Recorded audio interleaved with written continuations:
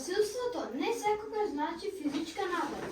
Понекогаш тоа е принуда и искористување на тугиот труд.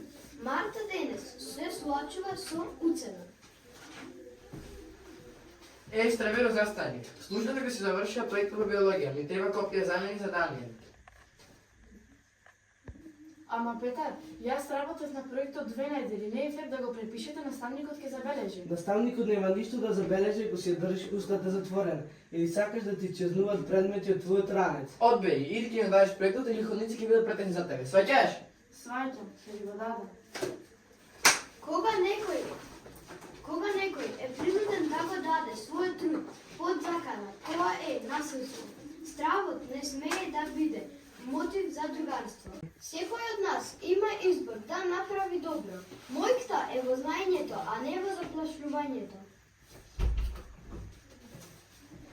Марта, извините, молам почекај. Дали ќе можеш да ни помогнеш мене и на Дамјан за проектот биологија? На вистина е тежки, не знаеме каде да почнеме. Да, Марта, гледаме дека тебе ти е лесно. Дали можеш да ни објасниш некои делови да можеме да си ги запишеме? Секако, можеме да останеме после часовите во библиотеката, ќе ви покажам како да направите. Фере, извини ако некојаш идев кога сакам да те искористам. Свати дека твојот труд е резултат на работа, а не на среќа.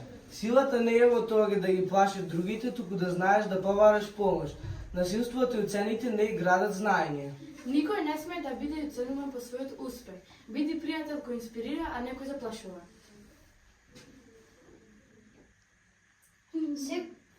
Изградете заедница на поддршка, а не на страх.